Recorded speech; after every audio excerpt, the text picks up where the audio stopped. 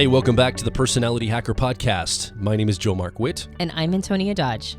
Last week, I was in the middle of a project. I was writing an email or craft some content in a document of some sort. It was at the computer and I was trying to focus. And Antonia had a meeting she had to attend. We work from home. And our daughter Piper was at home. It's summer at the time of this recording. And Piper wanted me to come play with her because Antonia had to get on a meeting. And I was like, oh, man, I was very frustrated. Piper, if you are a new listener, is Antonia, my 6-year-old daughter at this time of recording as well. She wanted to go outside and play, I think it was like tea party in the front yard. Beautiful summer day. She wants to go out and play tea party. And I'm like, all right, let's go out and do some kind of tea party or play with you outside. And I go out to play with her, and all I can think about the entire time is getting back to my work. Go back to the computer, go back to writing the document I was working on, the email I was working on. I was thinking about all the things I had to do that day, and I'm giving Piper about maybe 60 to 70% of my attention, right? Because my mind is elsewhere. I'm checking my phone for messages, and she's trying to play with me and engage with me and chase butterflies and do a tea party and all this stuff. And I'm feeling myself getting more and more anxious and more annoyed by her demands and playing with her. And I'm like, man, and I think I even snapped at one point, like, Piper, I'm trying to check this thing on my phone, okay? And when I did that, I stopped for a second, and I thought to myself, like, she's going to be 6 for a very short period of time, a year exactly. And, like, I'm not going to get this moment maybe every day. Like, this is a moment right now where I have my daughter. We're in a context where we can play tea party and chase butterflies and be out in the beautiful sunshine of a beautiful summer day. And all I can think about is getting back to my desk, getting back to my work, or checking my messages, and I'm not present with her at all. I'm not being present to the moment. And I remember thinking to myself, I need to get present. This is a moment in my life that I will never get back, that if I let go by, I may never have the opportunity for this specific moment. Now, I'll probably have times to play with her, but this is a moment that I could capture, and I can't do anything else right now. I can't go in and work. She needs to be watched, and Tony is on a meeting. I have to be here anyway. So why am I not getting present to the moment? And I realized that I often do this in my life. There are amazing things happening around me, often. And all I can think about is getting back to the work I want to do, or the project I'm working on, or the person I was just talking to. And I'm not in the moment, the present moment of whatever's happening. And then Antonia and I have been talking about this in the past few days, about this idea of being present and being, we're really trying and struggling running a business and being present to our daughter. And so this is something that we've been playing with, this energy of how do you be present with a child while you're also trying to do big stuff in the world and make things happen. And it's one of those complications, and we have her babysat sometimes and we have her work alongside us sometimes, but it can be difficult. It can be challenging. But it really brought up some other conversations around this idea of, are we deferring our life with our daughter, the immediacy of spending time with her and being playful for this project, this business we're building? And then to what end? Like, to what end are we doing that? Like, are we expecting that she's going to be 6, 10 years from now, and then we can recapture that moment and play with her after we build this business and take care of all these projects? Or should we reframe and see the present moment as something that's passing by like a stream that we have to take advantage of now, and we can't defer it for later? We can't defer the things that we want to do and the things that are important to us, because those things are temporal. Life is temporal. And if we spend our entire lives doing that, well, at the end of our lives, are we going to look back and go, well, what did I spend my life doing? And it wasn't necessarily for the things I wanted to do, or connecting with the people in my life I love, or the projects that were passionate for me. They were the things I felt I had to do. And now I've deferred to the end of my life. What? There's nothing left. And that's one thing that, I know that's an extreme view. I'm like painting this like worst case scenario, but that's something I think about lately, is this notion of deferring my life so far. And I look back and I have regrets, and I have disappointment, and I have sadness for doing that. So we want to talk about this on today's show. We want to unpack this concept of what we're calling the quote unquote deferred life program. And you might struggle with this yourself. You might be having this going on in your life. And I know that Antonia and I have some things to say about it, because this has been something that we've been grappling with recently. Yeah, this goes deeper than just moments of like, hey, I should probably enjoy my kid. This, for me, goes way deeper into some pretty like embedded programming about how I see life and reality.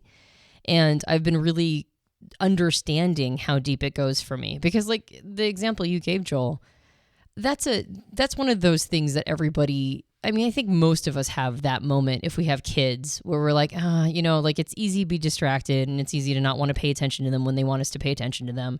And it's easy to go, man, I really need to suck the marrow out of life right now and really be with my child because I recognize that they're growing up fast and, you don't always get those moments back. And there's a nobility about it. I think all of us see that as noble, wanting to be present with our children. Yep. And there's a bunch of other stuff in our lives that we will just put up with, like be not present, be somewhere else mentally, be unhappy or unsatisfied, or, just allow life one day to bleed into the next. And these are less noble things, but they're not any less impactful in our life or how they're impacting us on a personal, maybe even psychological level that we don't think of as being as noble. Like, take for example, there was a time period where I lived in a city that I had no interest in living in an apartment I had no interest in living in, and at no point did that city or did that apartment ever feel like home to me. And I could have moved. I could have moved at any point. I could have just gone, okay, I don't want to live here anymore, and I could have left. But because I wasn't present in my life and I was just dealing with whatever life had given me and I was just experiencing whatever life had, whatever was the next thing, I wasn't present enough to go, maybe I should change my circumstances to make myself happier. Maybe I should create a context that I can call home. I didn't do that. I just lived there. Like half a decade of my life was spent feeling very basically I had no sense of home for 5 years. And when we finally moved, that was the moment I went, oh my gosh, I'm so glad I'm not there anymore. But I knew I didn't want to be there the entire 5 years I was there. So why did I just do it? And there's nothing noble about thinking, man, I need to make sure that I'm designing my life the way I want it to be. Nobody thinks that that's noble. It's desirable. Most people will go, yeah, if you have the luxury of being able to design your life the way you want it, well, you are one of the lucky ones. And that is true. There is something to be said for being lucky enough to be able to design your life the way you want it to be to some extent. But I think most of us have more power and control over our day-to-day experience than we give ourselves credit for. And things like, I don't want to live here anymore, or I don't want to do this job anymore, or why am I doing this thing? And realizing for me, the reason why I get stuck in these situations is because I always think my real life is going to start in the future. My real life, the life that I was supposed to lead. I just have to suck it up now. I just have to work hard now. I just have to deal with whatever is this uncomfortable situation. I just have to deal with whatever's going on. And then in the future, that's when I get to really live my life. My real life happens later. And so then when I have a moment that I'm engaged with my daughter and I'm involving, mentally, all my mental real estate is going into working for whatever is happening later. And so I'm not present with her. That's a moment that's really easy to have a snap out of it moment. It's easy to go, man, I'm not going to get this back. So I should probably be present. And we get a lot of, statements from other people, older, wiser parents whose maybe their children grew up faster than they were expecting, which seems to be literally everybody. Every parent goes, man, they grow up fast, so make sure you're taking advantage of every moment. We get so much of that, messaging. It's easy to go, okay, yeah, I really need to be present with her at this tea party. But we don't get as many people going, hey, you don't have to deal with a job you hate. Because most people think they have to deal with a job they hate. That's actually, the propaganda is the opposite. You deal with the job you hate so that you can spend time with the kids you love. Or you live in the place you don't want to live because, it's almost like it's noble to be present with children, but it's equally noble to be miserable in every other aspect of your life. There's a nobility to the struggle. And so this idea of, we'll save for retirement, or, once the kids are gone, then we're going to go travel. Or, we really can't do this because these circumstances don't allow us to. So we just have to struggle. We just have to deal with it right now. And then later, that's when we're really going to live. That's when we're really going to take advantage. And I don't know if other people experience this as deeply as I do, but I'm really starting to see the effects of it. maybe it's because I'm hitting that age. I turned 40 last October. At the time of this recording, I'm still in my 40th year. And that's a midlife year. That's like, you're really entering midlife at that point. And you're going, okay, so what has worked and what hasn't? What paradigms or perspectives have really been serving me and which ones have not? And this deferred life program propaganda that I got as a kid, this idea that the real life happens later. And right now you just have to suffer through or muddle through whatever's going on. And later you get to live your life. I'm recognizing how much it's robbing me of my day-to-day experience, how much stress it adds to my life, how little regeneration I get. Because anything I do to regenerate isn't to regenerate to be back and present with my life. It's regeneration to help me deal with the fact that I don't get to be present until later. So I'm always, I'm always at 10% with battery use. I never get to fully recharge to have a full experience of my life. I'm always just charging just enough to get through, because later that's when I'll be fully charged, and later is when I'm going to be able to fully live. This might be something that, and I'm not going to get into any generational stuff here because I don't want to go down that road. But this might be a little generational, maybe. I want to explore this idea with you, Antonia, because I look at young people in their 20s right now, and from my perspective, there are a lot of young people that are struggling to get work or whatever, but I see a lot of young people traveling the world and living in a communal lifestyle, and they're not getting married or having children. They're very free. They go out to eat, and I wouldn't say necessarily party all the time, but they seem to be having a very rich, in-the-moment lifestyle, a very present, like live and let live. And there's that Avicii song, Wake Me Up, right? Where the line is like, wake me up when it's all over, when I'm older and I'm wiser. Maybe I need to find myself or something like this. Like the lines are basically like, I'm going to indulge myself today. I'll get serious about, like, when I'm older and wiser, I'll like settle down and do the things that need to be done. So I think it can look a little different. Like the message that we got as kids was work hard and indulge later. And I'm almost wondering if it's reversed for people that are younger, like indulge now and you'll put all the work in later. Like don't do all the hard work now. It's almost like there's still a deferred life program going on, but it's not like you get to cash in later in some ways. That's the ethos I'm picking up. And I don't know what your perspective is on that, but as you were talking, that's what came up for me. Just a little bit of a distinction there. Well, and I suspect, though, that fewer young people are as indulgent as we think they are, because people are choosing activities. I mean, I think I read an article that said that at a certain age bracket, people choose activities specifically for how it will play on social media. And so young people. Yeah, young people do. I mean, maybe even people who are around our age will do this too. That they're choosing where they're going to go eat, and they're choosing where they're going to go vacation, or what trips they're going to take based on how it's going to play on social media. And that's interesting because it means that there's more of a lifestyle mentality. There's this idea that if we're going to showcase our lifestyle, it's going to have to be an interesting lifestyle. So there is some indulge for now, and I think that there's nothing wrong with current indulgences. I'm actually not so much in my mind talking about indulgences as I am lifestyle design for happiness and making sure that I'm like in a mentally healthy place, that I'm not perpetually kicking the can of my life down the road until suddenly there is no more road.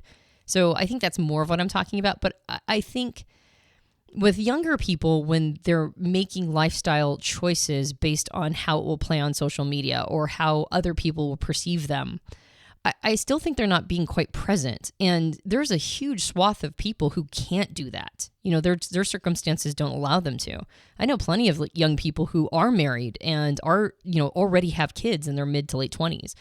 Definitely lots of people are putting off, compared to our generations and older generations, a lot of people are putting off marriage and putting off having kids till later, which I think is a fabulous idea, by the way. I didn't have my first kid till 34, and I'm like, that was good, right? Like I got to do a lot of travel too. Like in my 20s, I did backpacking trips in the Grand Canyon and went to Europe 3 times. So it wasn't so much that I didn't get experiences in my 20s. It was that it's something a little more abstract. It's not so much whether or not you're experiencing fun things in your life and allowing pleasure and allowing indulgences. It's more, are you in your life? Is this the real life right now? Or are you perpetually waiting for something to happen? Are you waiting for the future when your real life is going to start? Like, take, for example, for me, the hardworking, gotta till the soil and harvest so I can reap the reward. That might be the mentality of kicking the can of enjoyment later. Or it could be, like you were saying, that you have to get all the fun experiences in now, and then your career life will start later. And you're kind of pushing, the kicking the can of responsibility down the road. And that can be just as stressful because, there's only so much summer and then winter hits. And I think we all kind of feel an inner anxiety about, like, if I do too much playing now, what am I going to do later? Like, what career am I going to get? And am I going to be able to save for retirement or whatever it is? And even if you're not conscious or actively thinking about that, it's still going to be a subterranean thought that, comes up to haunt you in certain moments. But regardless of whether or not you're playing now and paying later, or paying now and hoping to play later, regardless of what it is, are you in your life right now? Are you experiencing it moment to moment? Are you present? Is this the life that you want to be living? Because even if you're paying now, quote unquote, as in you're working hard, most people find a lot of satisfaction in working. Never doing hard work is actually there's a lot of evidence to indicate that having no autonomy or mastery or the ability to give back or to have impact, all of that is actually quite distressing to the mind. And so when you're working or in a career, you might not love your current job, but is it part of a plan? Is it part of something that you're doing to get to the next level, so that you are building into something that you want for your life? Like, this is the life you want to be living. Or are you just there and hoping something will come save you, or hoping that, like later on you'll be able to make the choices you want to make? Is this part of something that's thoughtful, or are you just sort of existing, basically? We have a friend who became a friend after joining our profiler training program, Betsy, who has this great saying, your question, are you living in your life? She has this great phrase, be in your life. And her and her family are an amazing family. Every time we go to Atlanta to do a meetup or events, we often will go have dinner with them or even stay at her house. And I love the vivaciousness and the artistry of her household and her 5 children and her family and her husband. And they are in their lives. And I love spending time with them because they're not deferring their life. They're very creative and they're all doing creative things. They're in the film industry and the music industry and these creative endeavors. And you can see they're in their life. And she always has that phrase. And I think that it is a good question. Am I in my life? There was a phrase I heard somebody say back when I was a teenager. I was on the cusp of young adulthood, right around the college age. And I never forget this. Somebody said this. I can't remember who said it or when, but I would love to find it to credit it to them. But they said, life is not a dress rehearsal. And man, that was like a ton of bricks hitting on top of me. I was like, I've been treating my life like a dress rehearsal. For some reason, I kept thinking, I'm practicing at life right now for the real life to start. I know what you mean. It's not necessarily what it is that I'm doing. And that's why I think I brought up that distinction between, maybe younger people now are traveling a lot and deferring some, maybe the job market or getting married or having kids or whatever. That's not really what we're talking about. We're not necessarily talking about delayed gratification or, scheduling of your gratification or scheduling of your life in a way to where you pay or play in a different configuration. I don't think that's really what we're speaking to. To your point, Antonia, I think what we're talking about is your life a dress rehearsal, or are you in the real show? Like, is this the thing? Are you on stage doing your life, and this is the moments of your life that are present for you? This is the real deal. And I think that's really the distinction we're talking about. We're talking about Deferred Life program. Do you have a sense that you're continually in preparation mode, or you're continually in striving mode for when you can cash your chips in someday? Right? You're saving, and someday you'll cash in your chips in a way. And whatever that saving is, it might be working hard now. It might be not moving to the place you want to move to. It might be, staying in a paradigm, a political perspective or religious perspective that no longer works for you, but you're hoping for something in the future. Like, whatever that might be, it's unique to you listening, right? We're not going to know what your story is until you come over to personalicor.com and tell us your story. And I'll talk about that at the end of the podcast. But ultimately, your life is not a dress rehearsal. And so if that's the perspective you've had, how do you shift that? How do you start to shift into, oh no, this is it. Like this is the one shot I get. And I think there's some promise of a future for people after they die. In some contexts, some religions, some perspectives have that. And so I understand that if you come from a paradigm or a perspective to where you're an alien or a stranger on this planet, I grew up in this perspective, I understand. I get why you might have some of the wiring or some of the perspective you have of delaying this life for something after death. And I would say, even to you in that paradigm, there's probably ways that you can and see this isn't just a dress rehearsal for the afterlife. Like this life is real. If you believe in God and there's an afterlife that you're going toward, well, he gave you this life, or she gave you this life, whatever God or entity you believe, or it gave you this life. So obviously it's a gift you have, so you can still be present to it and not just see it as one big dress rehearsal for something later, waiting for a disembodied evacuation off this planet. So I think that's the perspective that I'm taking, is like, I'm not trying to say that younger generation's indulging or anything like that. It's just more of like, is your life a dress rehearsal, or is this the real gig? Yeah. Well, and it's been so challenging for me to get out of the deferred life program mentality, because I also grew up in a paradigm that indicated that in the paradigm I grew up in, I wasn't going to die. I was going to live forever on earth. And so this idea of, don't travel now, you can travel later when, the world is a paradise. And so hold off on traveling until we're in a paradise and then go travel. Or, don't go out for the career you want, because that's just wasting time. Go out for the career, build a career later on when we live in a paradise. And so everything was kicked to the future. And what that taught me, there was a couple good things that came from that. One of the things that was good was this idea that I didn't feel like I had to have everything accommodate me immediately. And I think there is something good about being able to take your circumstances, if you can't do anything about them, to take your circumstances and make them make the best of them. That is a skill. I don't think everybody has the skill of being able to to take what is given to them and make the best of it. And that was a perspective, or at least the context that I was in, really kind of made sure that everybody in that situation was doing that. That was a skill you just kind of had to develop as a survival mechanism to be able to deal with whatever bad situation you were currently in. So I think that there is something good there. And it also basically preceded this idea that none of the situations you were going to be in were good. So why even try to change them? So on one side, it was making peace with something that wasn't ideal, which is a good skill to have. And on the other side, it was don't even try to change it. Even if it can be changed, why bother? Because it's never going to be ideal anyway. And that's not a good way of looking at things. I oftentimes think of the serenity prayer when it comes to this, because I have a tendency to not want to make peace with bad situations, even though I've been programmed to do so.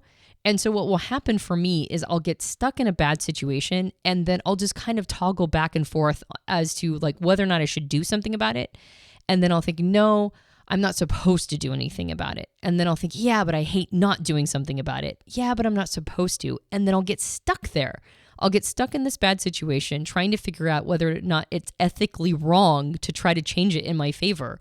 And then I'll live, say, in a town I don't want to live in for 5 years, going, this is not home. I don't even know what home looks like anymore, because I'm so disconnected from the experience. Maybe even disconnected so that I can deal with not being in a place that I would call home. And then thinking, well, I'm supposed to try to make it home. That's my job. My job is to try to make it the way that I want it to be, knowing I had full privilege and ability to change it. And so I'm even looking at situations in my own life where I have the ability to change certain things. If I slow down and I think about it and I really take a meta perspective and I sort of detangle my life and look at all the different things that have happened, I have way more choice than I give myself credit for. I have way, way, way more ability to make changes than I allow myself to realize. Because a part of me wonders if I change to accommodate me and the happiness. And I'm assuming that I'd like to think that I don't make choices just for myself. I recognize I'm part of an ecosystem. I'm married. I've got I've got a kid. I've got 2 stepchildren.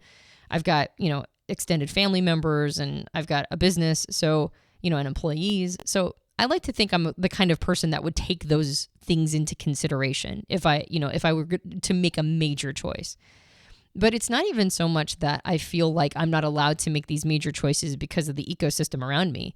It's that I think I have programming that says making major choices to suit me is maybe not right, because I should be pouring those resources into giving to other people. And then I just find myself getting more and more and more under-resourced. I get to a place where I'm like in the red and I can't even anymore. And so then I go, well, why am I putting myself in this situation where I'm not allowing myself to get resourced, that I'm not allowing myself to have good things? I'm not allowing myself to be present to a good life. And instead I'm perpetually disconnected from a less than satisfying life. And why do I think I have to do that? Like, what told me that was ethically right, or that was the moral choice? In your mind, is it like a cash-in situation? Like you're a few years from now, after you give and give and give, you'll be able to cash in and get yours? Is that how you see it? Or is it just... I think sometimes that's the rationalization, but I think the programming for me goes so deep that I don't even necessarily have a rationalization. It's just how it's supposed to be. Like, it's just like, I'm just supposed to be living this. So you don't have a reason for it. It's just something that's coming up for you a lot. Yeah. It's just like, that's just how I'm supposed to, if I'm going to be a good person, this is what good people do, is that they perpetually put anything that would fuel them off. And for some reason choose a miserable situation, or maybe not even miserable. I think it's noble a lot of times, right? Like, well, I don't think it's always miserable. Noble? Well, I think in terms of like people that have children, like, okay, you're a kid, and you're told as a kid, hey, I want to be, let's just say you want to be a filmmaker when you grow up. Oh, you could be a filmmaker someday when you like, I want to go to high school and study this or that. Well, you can do that someday, or you can go to college and learn that. And then you go through all that and you study and you learn and you get ready for your career, and then you get married and have kids. And now all those same people that told you that you could do anything and all your dreams and hopes were there, they say, well, now you've got kids. You really need to focus on them and make sure their hopes and dreams can be achieved. Okay, and then you go and you help your kids and you tell them, hey, get through school and do all this. And then when you be an adult, you can follow your hopes and dreams. And then they get married and have kids, and then they're like, they do the same thing, generation after generation. And sometimes I look and go, well, whoever gets to live out their dreams, if everybody's growing up with dreams and then sacrificing those for their children, and then the cycle keeps going. I mean, I know that's not everybody's experience, but I think it's enough people's experience that you probably listening, if this is your experience, know what I'm talking about, right? And I don't know if like, that's what I mean by noble. It's not like nobody would say that to a parent, be like, wow, you're doing the wrong thing by not living your hopes and dreams and making sure your kids have a good time of it. Like, that's the most noble thing you could do, right? Like, make sure your kids get to live their hopes and dreams in a lot of people's minds. Yeah, well, and by noble, I understand what you mean now. You don't mean like it's intrinsically noble, but there's a story of nobility around it. Yeah, for society or people in your life. Yeah, well, and in what you just mentioned, the first thing I think of is like, well, then who gets to live their life? Like you said, like everybody is sacrificing for the next generation. And then you get the people who don't have kids and they get to go do what they want to do. And then everybody with kids looks at them and goes, oh, they're just selfish. Exactly. Like those people who don't have children are selfish people. And it's like, well, maybe they just got, they got enough of that programming that nobody gets to live for themselves the second they have a child. So therefore, if I'm going to live for myself, then I better not have a child. And at the same time, I start to look at the people who think that, and I realize all those people are actually living for themselves. A piece of it is that they're being noble for their kids, but most people are living the life that they want to be living. They're just not very conscientious about designing that life. They might not be that great at designing it. Most people are doing what they want to be doing every day. And that's the challenge I have, which is I'm doing what I want to be doing every day. Otherwise, I'd be doing something else. So obviously You really believe that? Yeah. I mean, I kind of believe that. I'm sorry, I interrupted your thought, but I want to make sure I pin that. Well, I'm not in prison, right? And I'm in a relatively free country. Apparently, we didn't make the top 10 list of freest countries in the world, but we're in the top 15, if I'm not mistaken. And so I'm in a relatively free country, and I have the ability, like I'm in good health, and I have a sound mind, and so I have a lot of freedom to do kind of what I want to be doing. So if I'm doing this every day, it's what I want to be doing. It doesn't mean that it's healthy for me to be doing it, and it doesn't mean that it's in my best interest. But right now, apparently, or when I say right now, I actually, because part of the reason why we're having this podcast and you and I have been having a lot of these conversations lately, meaning that all of a sudden I don't want to be living a deferred life program. I'm really seeing the limitations of it. But before then, it was easier for me to not think about it than it was to do something about it. And so I wanted to not have to think that hard about it, apparently, which is why I kept doing it. And so at the time, it was what I wanted. Does that make sense? Yes, because the doing something else would throw so much friction into the system, because all of a sudden you're like, you get up one morning, you're like, hey, Piper, I just don't feel like taking care of you today. I mean, you actually would have the option to do that. What you're saying is you have the ability to choose, I'm just not going to deal with you today, little 6-year-old. You're going to have to go get your own food. You're going to have to go to the bathroom yourself. Like, you have to do everything yourself. I'm not going to bathe you tonight or put you to bed. I just decide I'm not going to do that. However, I mean, that's the most visceral, like, zoomed in perspective of it. I know that's an extreme view of that, because I don't think any parent would be like, that's acceptable. And I don't think you would even think that's acceptable. I'm not saying that, but I'm almost taking it to its extreme as a thought experiment, because I just hear in the back of my head a young mom going, I got 3 kids. What do you mean I could do whatever what I want to do is what I want to do every day? Like, I have to clean up and take care of, and they're going to get mad at you probably just saying that, right? That's why I'm almost, I'm pushing back on behalf of somebody listening, not because I'm trying to push back in general. Yeah. Well, people get mad at me all the time. So people have been mad at me before. I can probably take it. That said, no, that's not what I mean at all. I'm actually not talking about that. It's more structural or overarching of your life. Exactly. You're doing what you want to do, ultimately. Right. Yeah. It's architecting my life. Exactly. Yeah. So I appreciate you mentioning that, because that's probably how I was sounding, and I didn't know that that's how I was sounding. But yeah, I'm talking about an overarching architecture. I'm living the life I want to live, in the sense that I have the ability to architect something different. And architecting anything takes time and effort. And it may not be easy at all. Oh no, it's like moving a barge, right? It's like moving a humongous sailboat. I mean, not sailboat, like a cruise liner.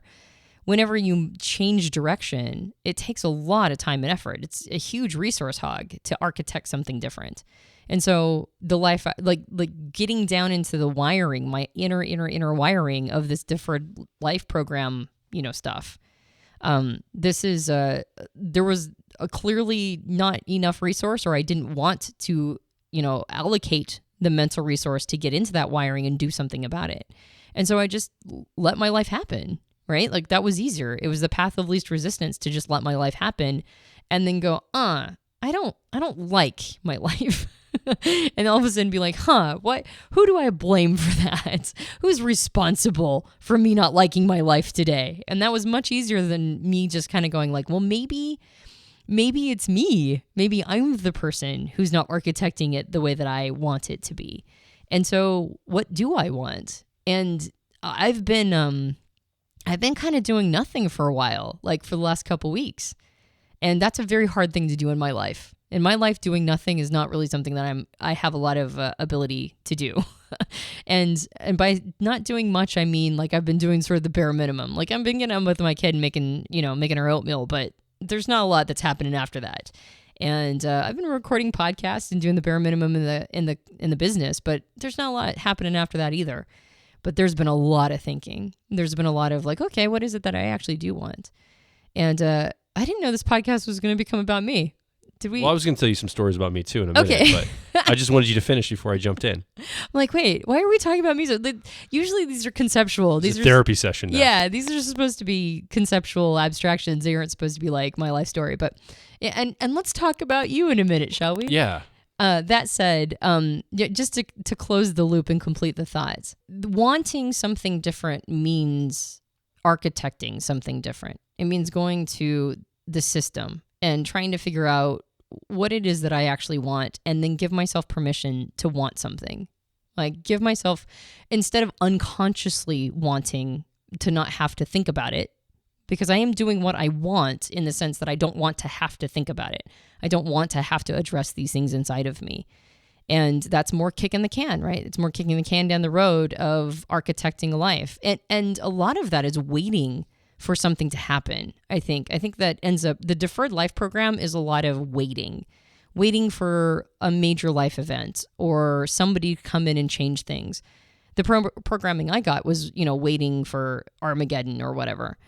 And so there's a lot of, in the Deferred Life Program mentality, there's a lot of waiting for something external to fix it or to change it, at least, to do a pattern interrupt. And I think that's really what struck me, is that I'm actually waiting on myself. I'm waiting for me to figure out that there's nobody who's gonna, you say this a lot, Joel, there's no board of directors for my life. There's nobody who's planning anything for me.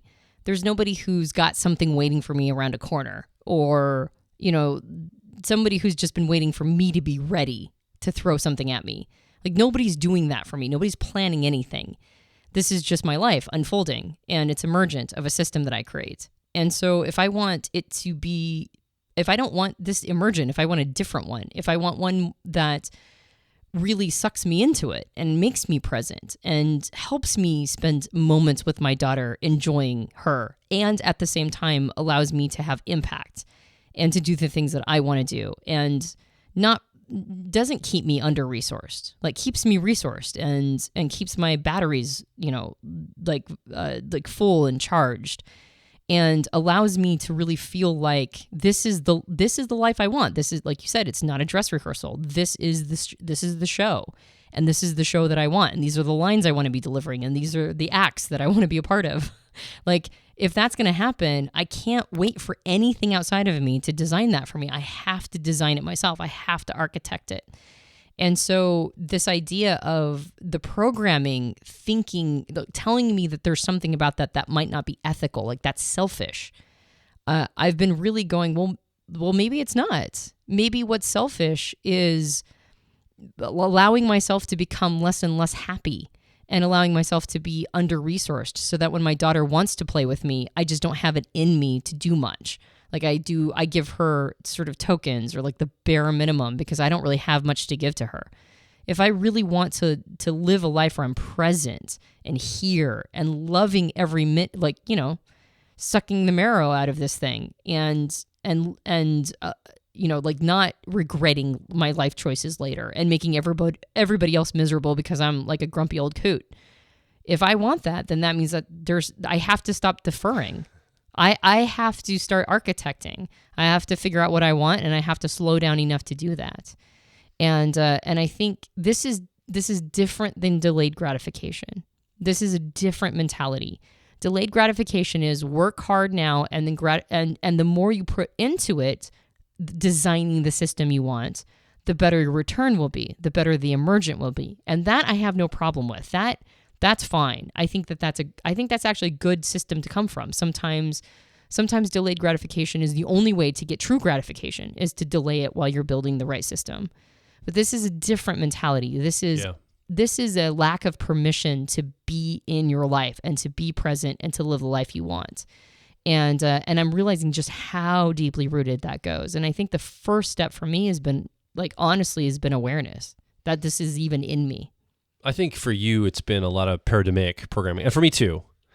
And I look at it, we were talking earlier about this idea, this life is not a dress rehearsal. And because I'm an ENFP, so as with introverted feeling as one of my cognitive functions, I tend to be performance-based and like Hollywood and movies and TV. So I will say a metaphor that I think people are, a lot of people are waiting for the movie moments of their life to come out. And most people have, or not most people, a lot of people might have some of these moments in key points of their life. So maybe a 16th birthday party, a 21st birthday party, a wedding, your first child. There's these moments, there's these movie scene moments in life that our society has constructed that everybody kind of celebrates together. And I think we as humans, that we've been culturized, if that's a word, by Hollywood to think in terms of these moments of our life that are going to be epic, that come to a crescendo, like the end of the movie, Mr. Holland's Opus. If you haven't seen it, spoiler alert, but at the end of the movie, he got let go of his music position, and at the very end of the movie, everybody celebrates this opus he's been writing his whole life, and he's sacrificed so much, and then all these people, he didn't like win anything big, but he got to express himself after all this struggle and sacrifice his whole life. And there's this big scene at the end where he gets to be the orchestra conductor of this big opus he's been writing. And I think we all have a fantasy that there's going to be these these payoffs, not cash in our chips like necessarily for ourselves, but there's going to be these movie moment payoffs, these scenes that are created, and something will be big and celebrated. I think this is why a lot of people put so much effort into something like their weddings, is this movie moment or these scenes that they have in their heads, the fantasies. And so I think there's a little bit of a fantasy element to this too, is that if I just wait long enough, somehow at some point, this movie moment will happen to me that I want to be a part of, that will be an expression of something that I can capture and remember forever. And in my life, I've found that the more I wait for those, obviously they don't happen. Like that is by definition in the movies, but every movie seems to have them, right? Every movie's dramatic and it makes our real lives seem almost mundane and like there's nothing big happening.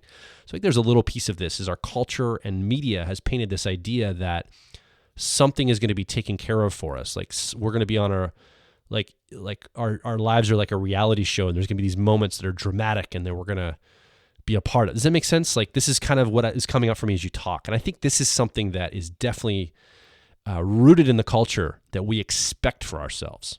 Almost like those big crescendo moments are what's going to slurp us into life. Yeah. Like it's going to be some christening or something. Like we're going to, I don't know, like our 21st birthday, it's like, that's when my life kicks off. And then it doesn't really happen. And you're like, oh, I guess that wasn't the big event. Well, I'll look toward when I get married. And then you wait and you build it up. And maybe you do have that big movie moment wedding or not, maybe a simple wedding, but like that was what's going to kick off life. And it like, oh, I'm just who I was, but now I'm married. Okay. Well, maybe when I have a kid and then you wait and you have a child and then the shower for the child and the baby comes and now it's just like a lot of hard work and throw up and poop, right? And you're like, oh crap, that didn't like change you. Like you're waiting for it to go and you even have some of these little impressions of movie moments through your life. And so you're like, well, this might be the one that kicks it off. And in some ways, I'm still waiting for a movie moment. Like I'm still, like there's still part of me. I think I've gotten to the point where I don't think life is dress rehearsal. I don't think there's a board of directors orchestrating my life behind the scenes. And yet I still think there's a part of me from my childhood wiring that wishes there were movie moments, these big epic movie moments that I can be in the scene as the main character. And I'm trying to retrain myself to say every moment is a movie moment. Every moment is the movie of my life. It doesn't have to be over the top, like a big wedding or a big event of some sort. Like sitting here right now recording this podcast could be the movie moment of my life, right? And it doesn't have to be that big thing. So I don't know, like that's part of it. I also find that you talked about this idea of just kind of waiting for something. And I think I'm a very patient person. So I have been very content to just wait and assume something is going to happen later. And it typically never does. And so I've rewired myself to say, okay, if it is to be, it is up to me, right? This kind of phrase, this little turn of phrase I have in my head. And then that creates tons of anxiety. So now I've got a whole nother challenge of like, oh God, like if all this is going to happen in my life, like nobody else is going to do it. It's up to me. And then I feel all this burden of pressure, which is a whole nother challenge we talk about a different day. But the point is, I think there is a sense of it is hard to change. It's hard to construct and design a lifestyle that you want. Like it is not easy. Like you might be listening right now and go, geez, you guys are talking about designing a lifestyle I want. I'd be happy just to get a job. I'd be happy just to not have to like struggle every week to pay the rent or every month to pay the rent on my apartment, right? Like I'm sure there's someone listening right now that has that experience, and that might be you listening right now. That might be you to say, you guys are talking about all this luxury of designing this. But I would say that there are, we're talking more in big giant terms of being able to construct this ultimate life you want. I think there's little ways of constructing the life you want. It might be smaller steps, right? And it is delayed gratification for the ultimate life you want, right? I wouldn't recommend you go out and blow up your credit cards and stuff to construct this, the lifestyle you want that would not be sustainable. So there's a sustainability to this as well. And I think I keep getting lost in this conversation in this idea of indulgence versus delayed gratification. But that's really not the conversation. The conversation is this idea of, are you in your life now, whatever that means? You might be 15 years old. You're in your mom and dad's house or your parents' house, and you don't have a lot of option to do, the ultimate lifestyle. You really, in some ways, you haven't really started your life. And I guess that's what I think we're trying to say is you have though. like your life isn't going to start when you're 21 or even 20 or 30. Like you're 15 or you're 10 or even my daughter Piper, who's 6. Like her life is now. Like it's not going to start later. And I think that is the core of what we're saying here in a bunch of different ways. But it's not about indulgence versus not. It's about, are you waiting for something to start later? Yeah, you talked a lot about this being like you almost have a sense that there's these movie moments and things are cinematic. And for me, I don't think in terms of a cinematic experience, like these big peak moments from, I think I used to when I was much younger. I used to think, well, my life will really start when, I get the relationship I want, or my life will really start when I get to a certain age, or maybe when I start the career and, that I want to start. And I never got the career. I never got the career I wanted. Like in all of the times that I worked for other people, I never got a job I wanted. I was never in a career that I wanted to be in. I think that's probably ultimately why we started our own business, because I was like, oh, well, I guess the ocean of jobs none of those are the things that I personally want. And so, I think there could have been trajectories had I made different choices when I was younger. I could have probably had a trajectory of a career that I would have liked more, but I didn't make those choices. And so it didn't feel like those things were available to me. And I think, that probably is sort of baked into what I'm talking about again, which is this idea of nothing quite feels right. And so I have to wait until later when my life will start. So I think there was a little bit of that idea when I was younger, but now I just see like most of my life is pretty mundane. I think, those of us that are living our lives, it feels mundane. We get up in the morning, we have breakfast, we may or may not take a shower, we may or may not drink coffee. Like even if we go to an epic job or something that would appear to be epic to everybody else, it's just us. It's just me in my body doing the thing that's next. And there are these peak moments, but I think it's pretty rare. And the older we get, the more mundane our life feels. And so I think maybe that's a piece of it, is that our life feels pretty mundane. So why not keep kicking the can of this realness later? But that is real. The mundane life is real. The moment of getting up and having coffee in the morning and playing with your kid, or not, or going to your job, or coming home and I'm, I don't know, doing a DIY project on your house, like that is real. That is your real life. And so being in it and is that what you want to be doing? Do you want to do DIY projects at your house? Do you think you have to? Is that what you've been programmed to do? Are you looking around at your neighbors and going, oh man, their yard looks better than mine, so I should probably plant some flowers? Or are you going like, yeah, I'm really looking forward to planting some flowers? Like, are you doing the things that are like you're here, you're present, and this is the life you want to be living? With whatever you have available to you right now. Like how many times have you ever heard, Antonia, somebody say, someday when I'm a millionaire, ... or someday when I get job XYZ, ... or, when my kids are finally out of the house, ... Like I think, and then sometimes the someday like millionaire type stuff. So to get the kids out of the house, I totally understand. Like that's kind of deferring to get them through the house to do the thing in retirement, right? But the big stuff, like someday if I win the lottery, or when I win the lottery, or if I'm a millionaire, it's almost like if that actually happened, that person probably actually wouldn't know what to do. Like somebody that says that, it's almost like the fantasy is what drives them or gives them hope of something in the future that's going to be more real than what's now. And I don't know exactly how that plays out, and I think that they almost don't want to take that I'm going to be a millionaire from the lottery someday, or someday when I'm a millionaire, and bring it down to, well, someday when I earn six figures, because that's too visceral. Like that could be done, right? Like they could maybe put enough time and attention to earn a six-figure income, and then they have to actually make real choices. But if it's this abstract someday in the distance dream, whether it's heaven or a new world that you live in, or winning the lottery, or something abstract that's out there, it's almost like that's more, that feels better than if it was a more tangible lifestyle you're designing. Absolutely. And I think for me, realizing how deep this went for me personally was when I looked around at my life and knew that it was enviable. Like my life is enviable and I'm still not here. I'm somewhere, I'm waiting for my life to start later. Like I have a great relationship. I have an enviable relationship. I have an enviable career or business that I run. I have an enviable like situation in a lot of different ways.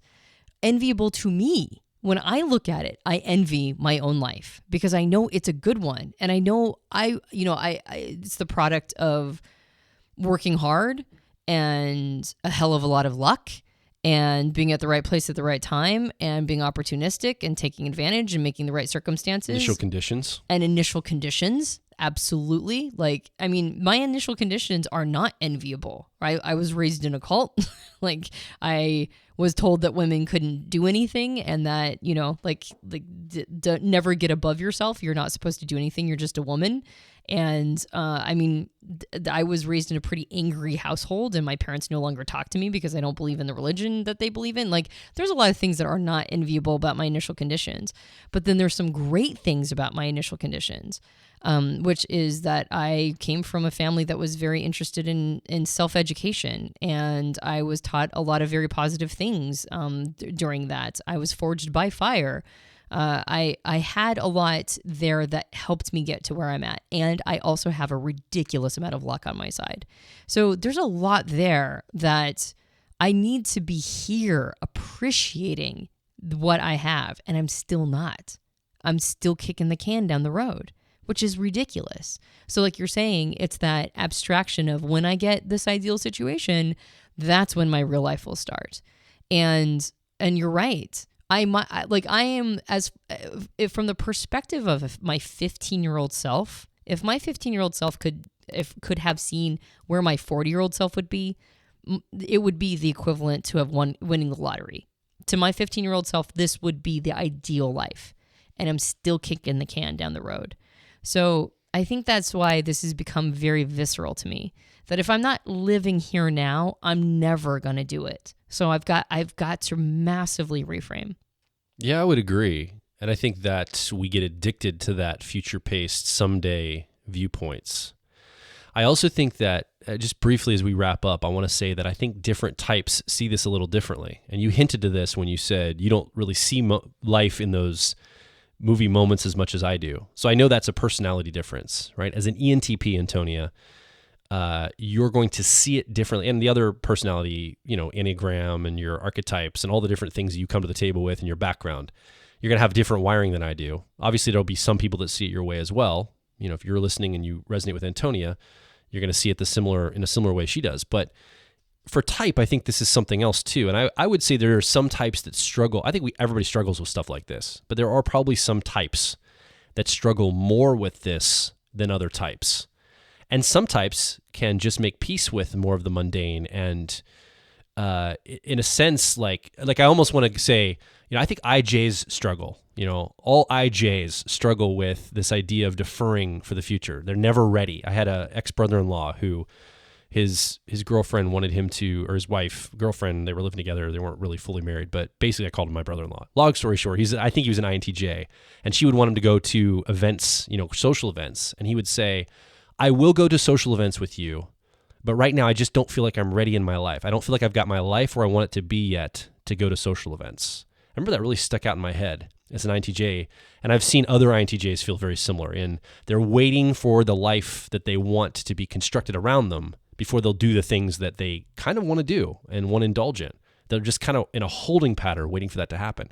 And then I see somebody maybe like an ISTJ who, a very similar personality type, and we won't get into all the nuances and differences here, but, living very much not deferring life, being more present to the moment, being more going to work every day and being in their life more.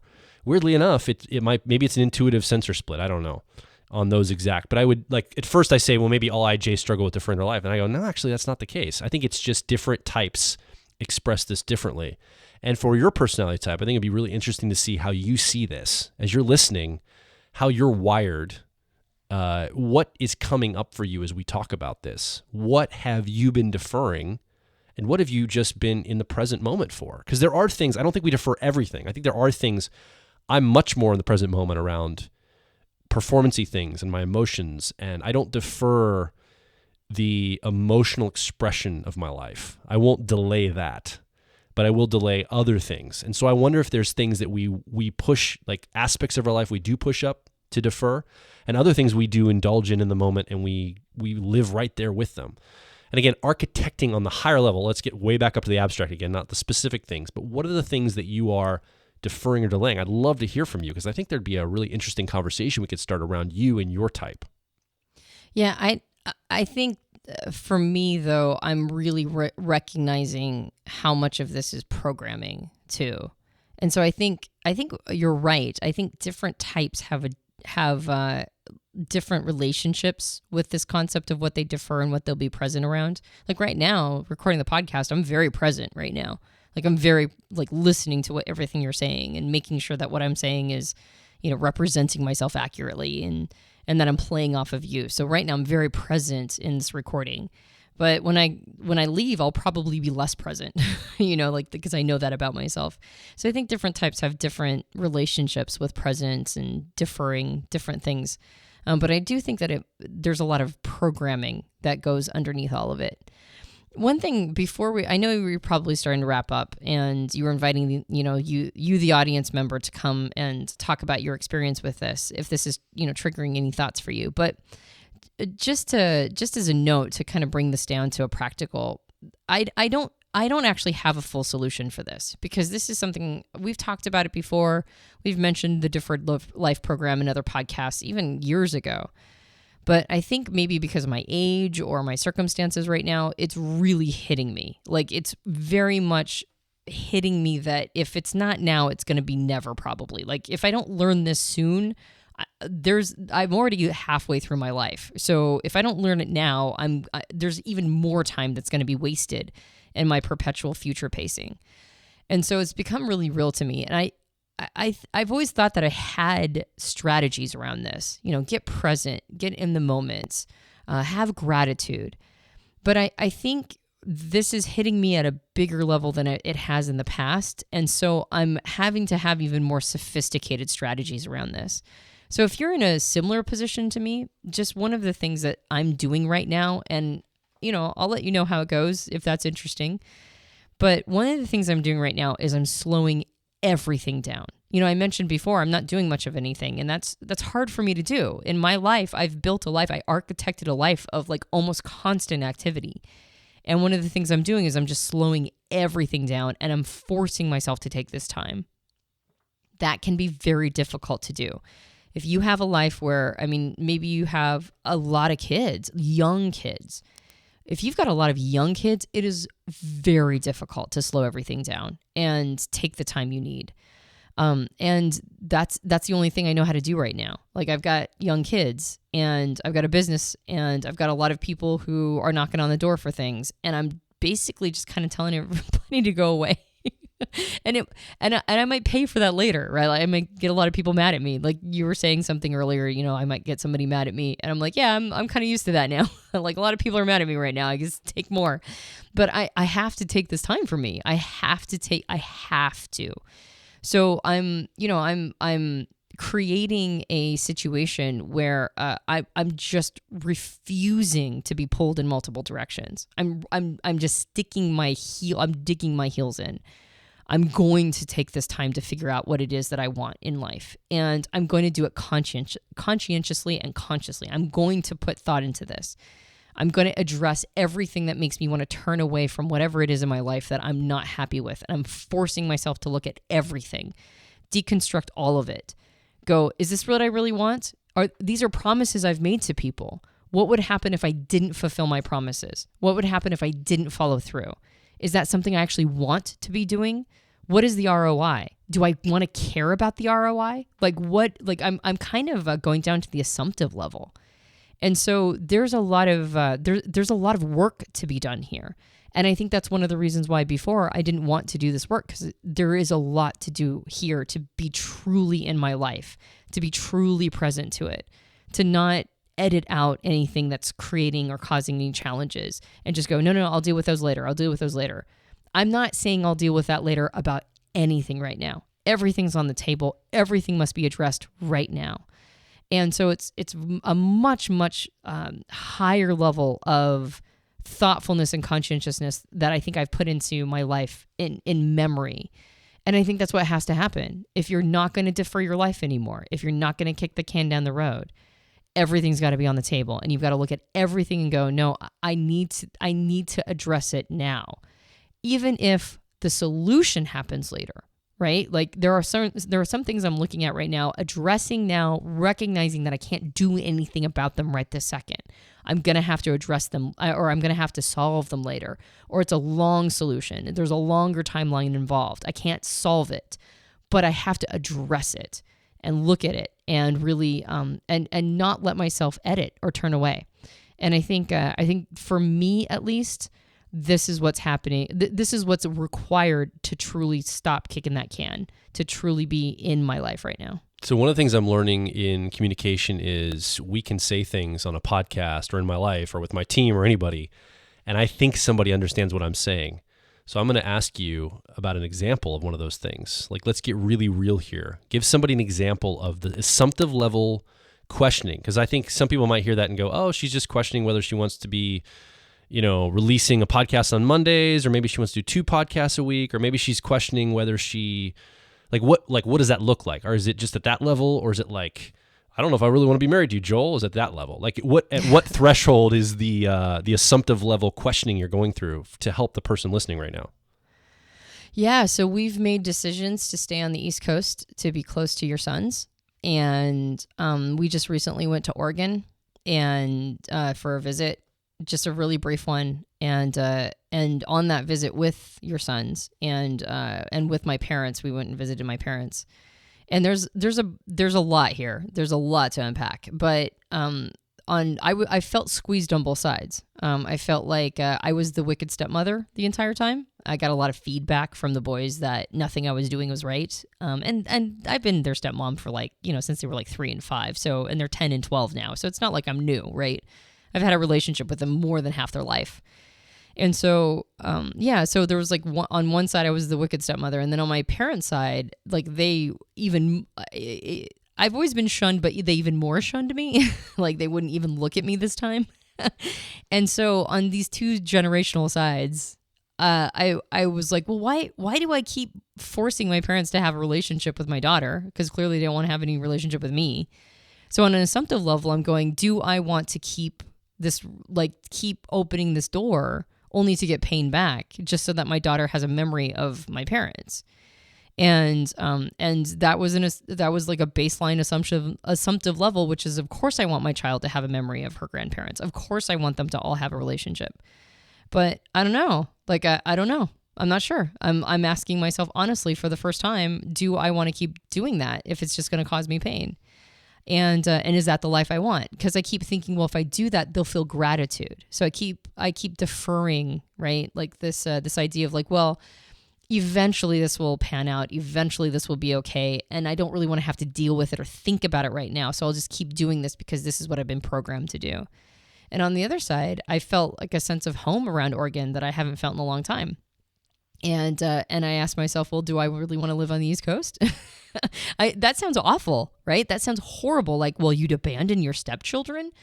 And the answer is well, right now, I don't really feel like, I don't know. I'm not sure how much I want to pour into a relationship that the return is perpetually, I'm the wicked stepmom, right? That the narrative, because there's a lot of programming they get about how I'm not their real mom, and to make sure that they don't ever really bond with me.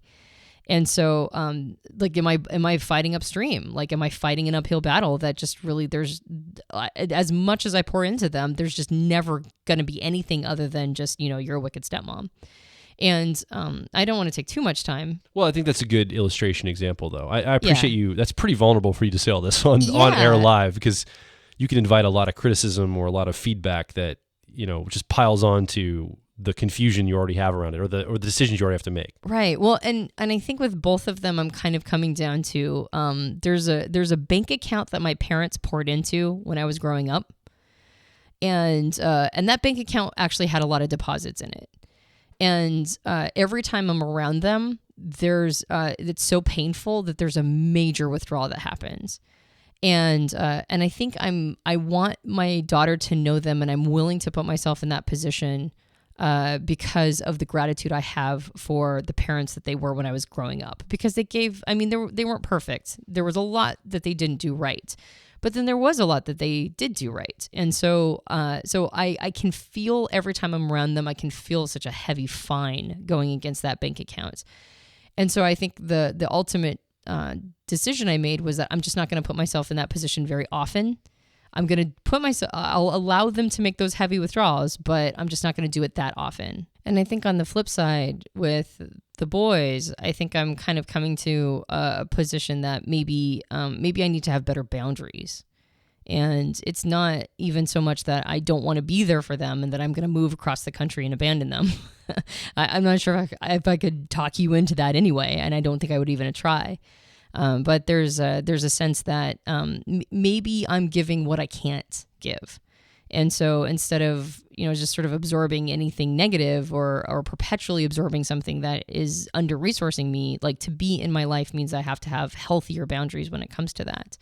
And so, yeah, I mean, it's just, these are things I'm just thinking about and grappling with. And I don't know how it's all going to pan out, honestly. Well, I just want to thank you so much for saying all that, because I'm sure that was very difficult to be that vulnerable about assumptive level stuff. Yeah, well, I don't know if it's difficult to be vulnerable. It's just I always assume that it's not that interesting. Well, it's like not good podcast fodder. But the reason why I wanted you to say it, and this is the point I think I wanted to pull from that, I wanted to give you listening an example of what this actually looks like. Because you might be going, oh, well, she's just going to maybe she wants to, do a second podcast. No, it's actually deep shit that we're talking about doing. When we talk about not deferring your life, most people wouldn't even be able to ask themselves the questions you're asking themselves. They would, like you listening, you may not be able to conceive not talking to your parents again or to move across the country away from stepkids. And it's not that I think we're going to actually do that. I don't think you should fear that Antonia and I are going to abandon my children. Yeah. But the point is, we're willing to have the conversations and take our minds to places to ask the hard questions assumptively. And this is why we were able to shift and change our lives and have what I consider success in my life of personal growth. I got a lot more work to do in my life, but I feel really good about the work I've done.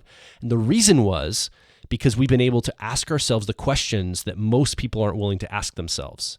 And I can just hear somebody listening right now going, well, I can't, blah, blah, blah, because, there's excuse after excuse after excuse, bullshit after bullshit after bullshit of why you can't design your life or why you have to defer your life or why you can't ask the assumptive questions. I'm not saying do anything rash. I'm not saying go cheat on your spouse or leave your kids or anything like that. I'm just saying, or quit your job or tell your boss to go F off or something. I'm just saying you have to be willing. If you want to make real change in your life, you have to get real with yourself. And you have to ask yourself the questions you haven't been willing to ask yourself up till now. And I think this is the point of the whole conversation in my mind. If you don't want to live a deferred life, you're going to have to go down to the wiring of what you think about your life now and ask the questions you weren't willing to ask yourself up till now. And until you're willing to do that, you probably will be deferring your life to the future. And that's why, again, I thank you for the vulnerability you just gave. I put you on the spot, and I think you rose to the occasion. And I think that is illustrative of the kind of level of thinking that you listening will have to do to change your life to the degree you want to change it.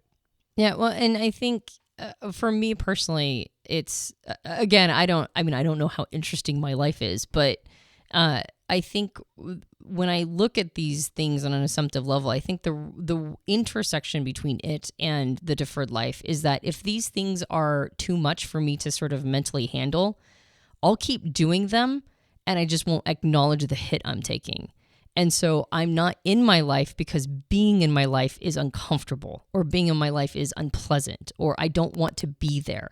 And so I'm not there. I'm just sort of mentally disconnecting so that I don't have to deal with these things that I wouldn't even know how to begin doing what needs to be done to not have to deal with them or to not have to absorb whatever hits are happening, which is why, like I said, I kind of feel perpetually under-resourced.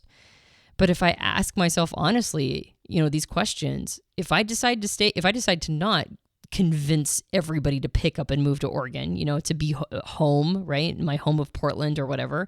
If I choose to stay in Pennsylvania, then then I chose that, and I have to contend with that's what I truly want, and I can't keep editing out my decision. I can't keep looking away if the decision is, if I'm taking some hits for it, because I know that this is not something that I'm just doing on autopilot and hoping somebody will save me from it. It is a thoughtful decision I made. It is a conscientious choice that I made, and so everything that comes along with it, I know I chose. And so I'm not deferring anything. I'm here. I'm in it. I made these choices, and because I made them, then I have to navigate through them, and I can be here. And if they're too expensive, if the choices are too expensive, then I have to make different choices. This podcast conversation took a turn. It turned different ways I wasn't expecting. It was kind of a interesting, evolving, emergent podcast for me. Yeah. Well, I'm not sure if it made any sense. I think it did. Because it got real personal. And so every time things go personal, I'm like, are we still talking about the topic? Well, I think personal helps you listening connect. And you can find some similar situation in your life to the depth that we're talking personally. So I think it's good for someone listening right now to hear what you said. And we want to hear what you think too. Yeah. Come over to personalityhacker.com, personalityhacker.com. I just slurred those words, not sure why. Come over to our website, leave a comment, ask a question, or share your story or perspective on the things we've been talking about today. Are you living a deferred life program? Has this been something you've struggled with? Have you gotten over it? Have you figured a way through? Is it something that you're just now realizing? What's your age? What's your background? We want to hear your story. Stories are so important, so powerful, just like the story you shared, Antonia. I think these personal stories help us get a sense of what other humans are going through. And it helps us get a sense of how we can learn from them and how we can use them to impact our own lives. So come over to personalityhacker.com, leave your comment, ask a question, share your story, or you can join us over at our community of like minds at facebook.com/personalityhacker or twitter.com/personalityhack, HACK. Yeah, and if you enjoyed this program, you can subscribe to us on iTunes and various Android platforms. And if you're feeling particularly generous, you can leave us a rating and review on iTunes. That helps us out a lot. My name is Joel Mark Witt. And I'm Antonia Dodge. And we will talk with you on the next Personality Hacker podcast.